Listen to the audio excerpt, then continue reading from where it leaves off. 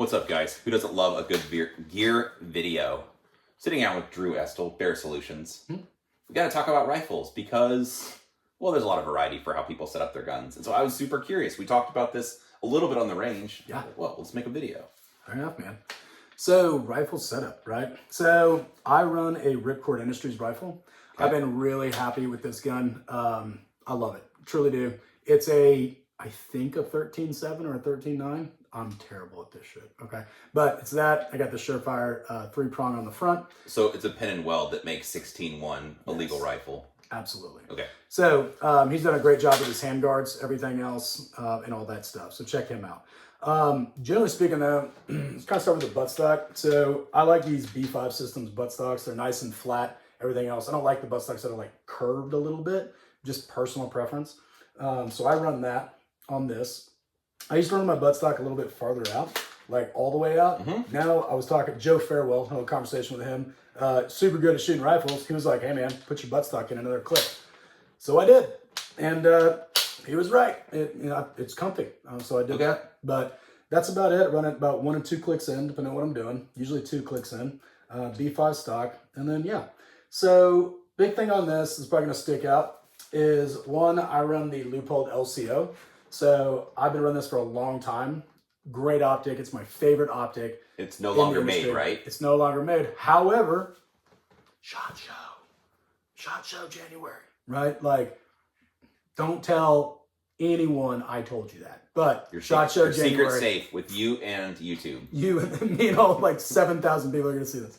So anyway, so SHOT Show January 2020. I think people know by now, but it should be really awesome. Surprises in store. So big fan of Leupold LCO. I think you guys will like the new one too coming out. Now, I do have something on here that is quite controversial that some people absolutely hate. They're like, how dare you put a riser on your rifle? And I'm like, one, who gives a shit, right? You need the Hydra mount. That's the good one. Hey man, that's a bit much for me. Oh, all right. Okay. Well, I didn't know. I just had to ask. But this thing, so everybody keeps talking about like, risers are bad or this or that. If you have a riser, you're a stupid dummy and all this crap. Like, I don't know, I've never used a riser, so I put one on just to see what everybody's talking about. So I've been running for maybe 7-8 months now. Okay, that's a fair amount of time. Yeah, and like, honestly, like, I don't feel like I need one. Okay. You know what I mean? Like, I don't like, I will say this. I have a broken neck. My neck is fused. So it is nice being able to beat my head up a little bit more and take some of that tension out of my shoulders. Otherwise, you'd be smashing your head down more. And I really crunch that shoulder and have to drop my head down without the riser. Okay. So for me, I was like, you know what? That's actually kind of comfy. And the other part is too, when I do that, I get really, really tense. Like we were talking earlier, muscle tension is something that I have to like be very aware and cognizant of. Sure. So I noticed with this, I don't do that nearly as much.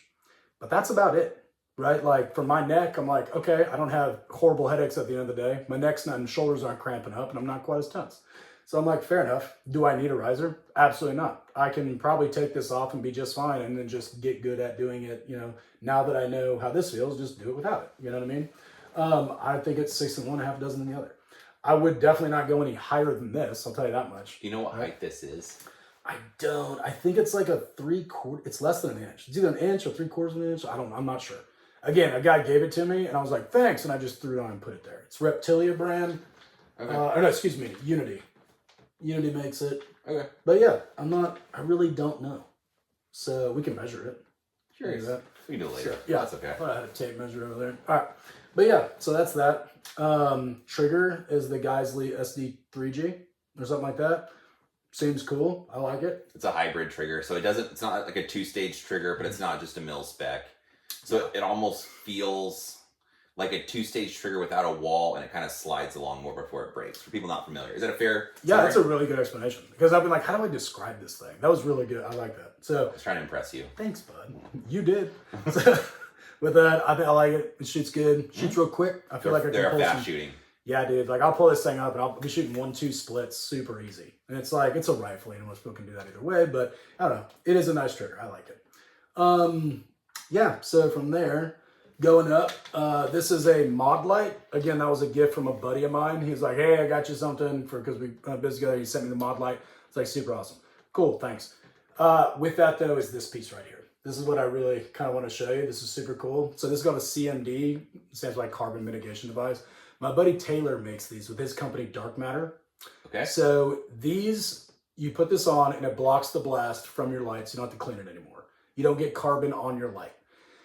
He is an engineer, and that's what he does, like an actual engineer, does all that.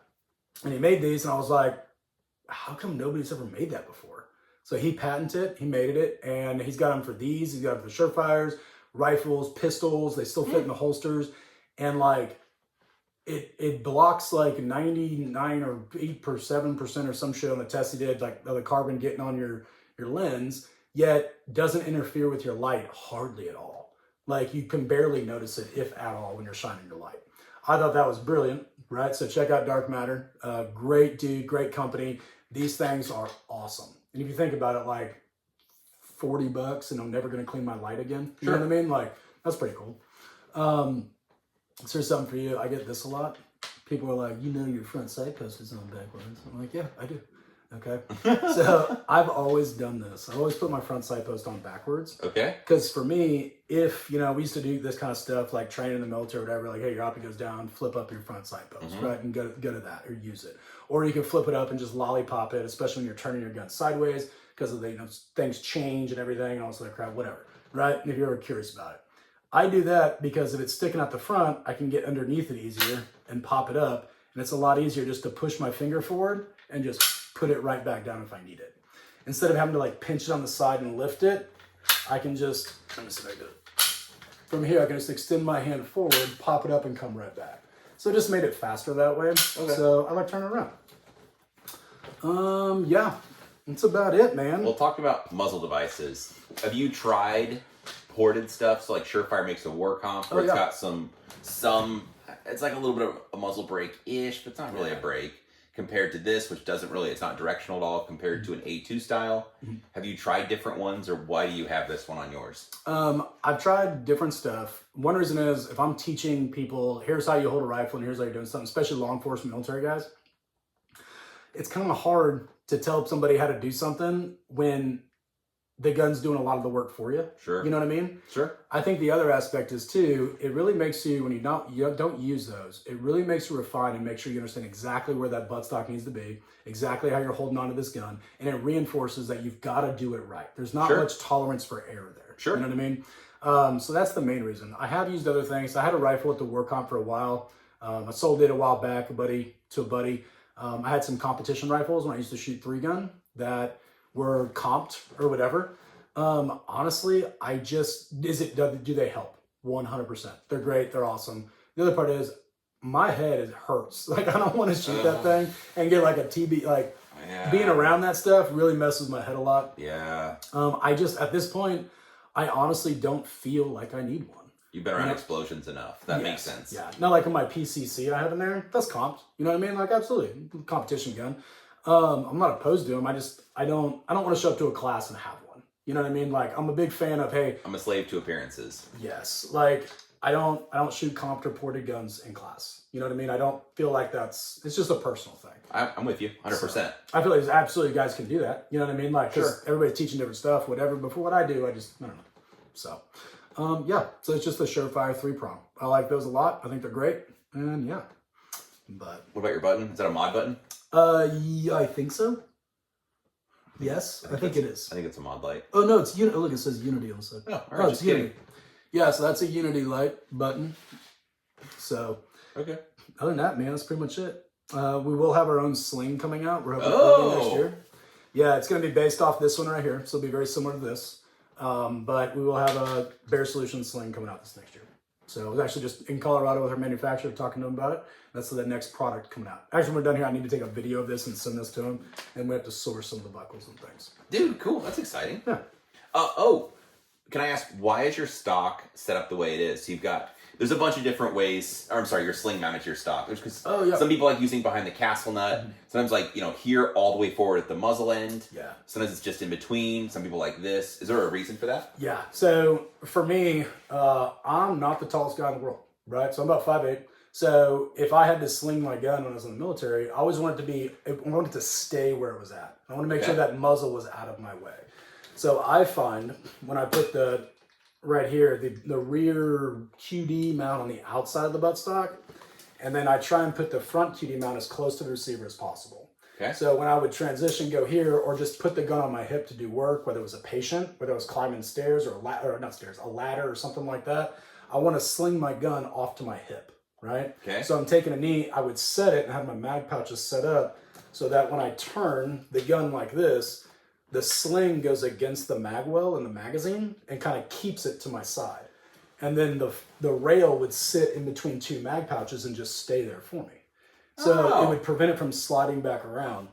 If I put my sling attached to this point right there on the receiver, that buttstock would fall forward and the muzzle would come up, and I didn't like that at all. Okay. Like I don't just it's pointing around weird and everything else. I don't put this up front. To me, it serves no purpose. Like a lot of guys say, well, I can tighten the sling and put my hand into it. No, like I don't, that's not much benefit. I can shoot just as well without doing that. So I just like it right there, mainly because when I sling my gun or like turn it and transition the pistol, it keeps that gun pinned to my side a little bit better. And that way, if I'm walking or moving or I had to pull my pistol out for whatever reason, it's not going to fall back in front of me. And if I put, as long as I have that on the outside of the buttstock and this closed receiver, it stays put. So that was the main reason. So that's why I like it. Dude, very cool. One thing that impresses me about this, or that I've noticed, it's a very simple setup. You don't have a bunch of nonsense on it. It's an optic, a light, like a sling. Yeah. It seems like very much like a working rifle to me. It is. And that's it's exactly the purpose of it. Super simple. I don't like front grips. Like I used to shoot them like the foregrips, you know what I mean? Like call them gangster grips, vert grips. I used to have one of those. Everybody I know that's a really, really, really, really, really good shooter doesn't use them. You know what I mean? Was there something that made you decide to take it off? Some issue, learning thing, event, anything like that? I wanted to shoot better. And then I don't know if I was watching something or something, but it was like I was watching some really good shooters and none of them had it. Okay. Like these world champion rifle shooters, everybody else, these top level guys, none of them used the vert grips.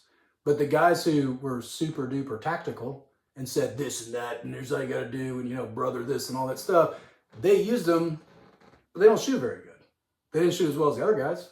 So I was like, well, I'm going to get rid of that, and I'm going to try and figure out why. And for me, when I can hold the gun, I tend to pinch the gun, right here, with our hand kind of a little bit more even, right? Right like that. I don't get up over the top of it. For me personally, I just really pinch as hard as I can, left and right side of the rail. As soon as I did that, it moved my hand, instead of being down here, it moves it up, and it just naturally controls where so get all fancy, right? Your energy producing axis is your bore axis. So the more you can control around that, evenly, the better it's going to be. As soon as your hand gets lower than that, you create a pivot point and a tilt point, and now you're changing all the angles. It just made it more natural and easy. So, dude, I like it. Yeah. I like to look around and see who does stuff better and go try and figure out why they do it. And like that was a big one. It's like, they don't use them. Maybe there's a reason for that. So. Yeah. I try to just imagine a smart person and then do what they would do. Yeah, that's a good way to put it, man. So cool, man. Well, I appreciate you letting me, or appreciate you talking me through all this stuff. I thought it's pretty interesting. Yeah, everybody's different. Everybody's got what they like. But that's what I like. So it works well for me. All right. Well, appreciate your time as always. Absolutely. Appreciate you guys watching. Like, share, subscribe, all that garbage if you want to. If not, that's okay too. Either way, I appreciate you watching. Hope you have a good day.